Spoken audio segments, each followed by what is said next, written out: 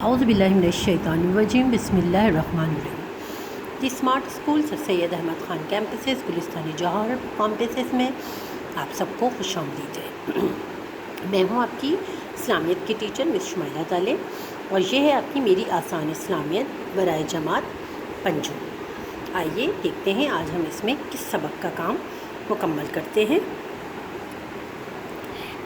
سبق رحمت للعالمین، اطاعت رسول صلی اللہ علیہ وسلم اور اس کی اہمیت، اور ہم اس میں کام کریں گے بیٹا۔ یہ ہم نے پہلے پڑھایا تھا، سمجھا تھا۔ یہ اس کی خالی جگہ ہے جو آپ نے اسے کتاب میں ہی مکمل کرنا ہے۔ قرآن مجید قیامت تک آنے والے تمام مسلمانوں کے لیے ڈیش ہے، ہدایت ہے۔ یقیناً تمہارے لیے اللہ تعالیٰ کے رسول صلی اللہ علیہ وآلہ وسلم کی زندگی میں عمدہ نمونہ ہے، ڈیش ہے، عمدہ نمونہ ہے۔ تمام مسلمانوں کا یہ ایمان ہے کہ رسول اکرم صلی اللہ علیہ وآلہ وسلم رحمت للعالمین ہے۔ جی ہاں، پورا لکھنا ہے بیٹا۔ آپ چھوٹا چھوٹا الفاظ میں لکھیے گا تاکہ پورا خالی جگہ میں آ جائے گی۔ 3 خالی جگہ ہیں آپ کی جو آپ کو کتاب میں ہی مکمل کرنی ہے۔ اس کے بعد یہ آپ کے سوالات ہیں جس کے جوابات آپ کو لکھنا ہے۔ قرآن مجید میں اطاعت رسول سے متعلق اللہ تعالیٰ کا کیا ارشاد ہے؟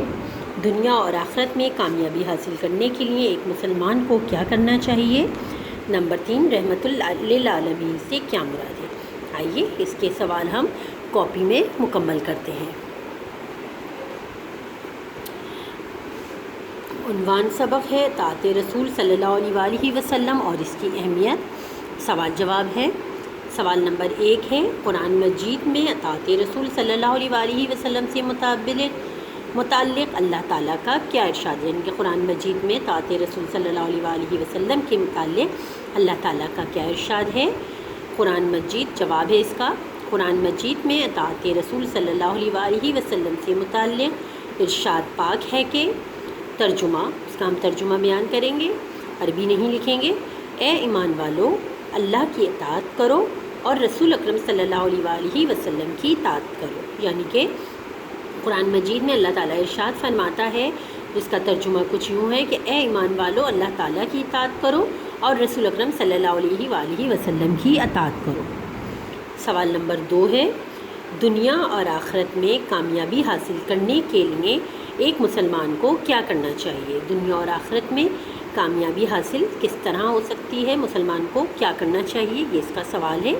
اس کا جواب ہے، دنیا اور آخرت میں کامیابی حاصل کرنے کے لیے، دنیا اور آخرت میں کامیابی حاصل کرنے کے لیے انسان کو زندگی کے معاملے میں حضور اکرم صلی اللہ علیہ وسلم کے مبارک طریقوں کی پیروی کرے اور اسوہ حسنہ پر عمل کرے۔ یعنی کہ ایک مسلمان کا فرض ہے کہ وہ حضور اکرم صلی اللہ علیہ وسلم کے مبارک طریقوں کو پیروی کرے، یعنی کہ جو ہمارے پیارے نبی صلی اللہ علیہ وسلم نے مبارک طریقے بتائے ہیں اس پر چلے، اس کی پیروی کرے اور اسوہ حسنہ پر عمل کرے۔ یعنی کہ اللہ تعالیٰ نے ہمیں قرآن پاک میں ارشاد فرما دیا ہے اور جو بھی نبی پاک صلی اللہ علیہ وسلم کی زندگی گزری ہے اس کو پڑھتے ہوئے، اس کو دیکھتے ہوئے ہمیں اس پر عمل کرنا چاہیے۔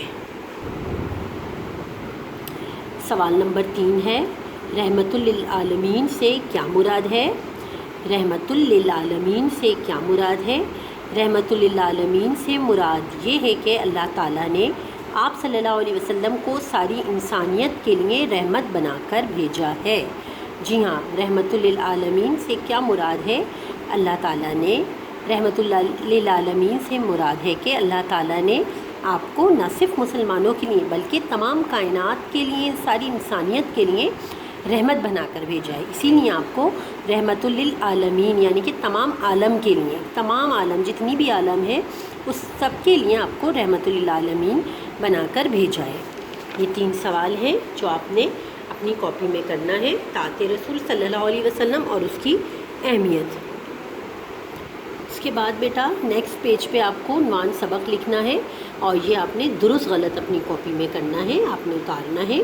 درج ذیل جملوں میں کے آگے دال اور غلط جملوں کے آگے غین لکھیں۔ یعنی کہ جو مندرجہ ذیل جملے جن میں جو درست ہیں ان کے آگے دال لکھا ہوا ہے اور غلط جملوں کے آگے غین لکھا ہوا ہے۔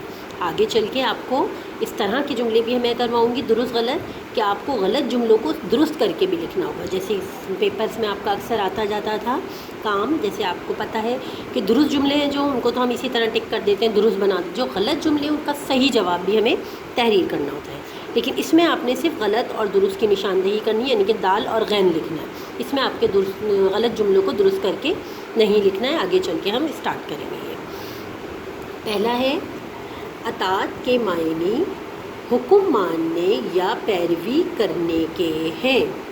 اطاعت کے معنی حکم ماننا یا پیروی کرنے کے ہیں، یہ درست ہے. جی ہاں، اطاعت کے معنی یہی ہیں، ہم نے اپنی کتاب میں بھی پڑھا ہے. قرآن پاک کا ترجمہ ہے کہ جس نے رسول کی اطاعت کی اس نے اللہ کی اطاعت کی. یعنی کہ قرآن پاک کا ترجمہ ہے، قرآن پاک میں درج ہے کہ جس نے رسول اکرم صلی اللہ علیہ وسلم کی اطاعت کی بس اس نے اللہ کی اطاعت کی. یہ بھی درست ہے. 3 ہے حضرت ابو بکر صدیق کا لقب غنی تھا. یہ پوچھا گیا کہ حضرت ابو بکر صدیق رضی اللہ تعالیٰ عنہ کا لقب غنی تھا. جی نہیں، یہ بالکل غلط ہے، کیونکہ حضرت ابو بکر صدیق کا لقب تو صدیق تھا، انہیں صدیق کا لقب دیا گیا تھا حضرت ابو بکر کو. ہمارے لیے اللہ تعالیٰ کے رسول صلی اللہ علیہ وسلم کی زندگی عمدہ نمونہ ہے. یعنی کہ جو اللہ تعالیٰ نے رسول اکرم صلی اللہ علیہ وسلم کی زندگی ہے وہ ہمارے لیے عمدہ نمونہ ہے. جی ہاں، یہ درست جواب ہے. ہمارے پیارے نبی کی زندگی صلی اللہ علیہ وسلم کی زندگی ہمارے لیے عمدہ عملی نمونہ ہے. حضرت عمر رضی اللہ تعالیٰ عنہ کو شیر خدا کا لقب ملا. حضرت عمر رضی اللہ تعالیٰ عنہ کو شیر خدا کا لقب ملا. جی نہیں، یہ غلط ہے. حضرت عمر رضی اللہ تعالیٰ عنہ کو فاروق اعظم کا لقب دیا گیا تھا، شیر خدا کا نہیں. شیر خدا کا لقب آپ سب کو معلوم ہے حضرت علی رضی اللہ تعالیٰ عنہ کو دیا گیا تھا. تو اس کا صحیح یہ جو جواب ہے، یہ جملہ جو ہے غلط ہے. اس کا صحیح جملہ ہے حضرت عمر فاروق رضی اللہ تعالیٰ عنہ کو شیر خدا کا لقب ملا. غلط جواب ہے، غین لکھیں گے. حضرت عمر کو فاروق اعظم کا لقب دیا گیا تھا. یہ کام ہے بیٹا آپ کا جو آپ نے اپنی کاپی میں مکمل کرنا ہے. سب سے پہلے آپ نے سوال جواب کرنا ہے. پہلے خالی جگہ آپ نے کتاب میں ہی کمپلیٹ کرنا ہے. پہلے اس کا ٹائٹل پیج بنانا ہے، اس کے بعد آپ نے اس کے سوال جواب مکمل کرنا ہے. 3 سوال اس کے دیے گئے ہیں، جیسے کہ آپ کو بتائیں گے. تیسرا سوال ہے یہ مکمل کرنا ہے، اور اس کے بعد آپ نے درج ذیل درست جملوں کے آگے دال اور غلط کے آگے غین کا لکھنا ہے. یہ آپ نے اپنی کاپی میں مکمل کرنا ہے. امید کرتی ہوں آپ کو سمجھ آ گئی ہوگی اور آپ بہت اچھے سے کام کریں گے. مس کو اجازت دیجیے. اللہ حافظ.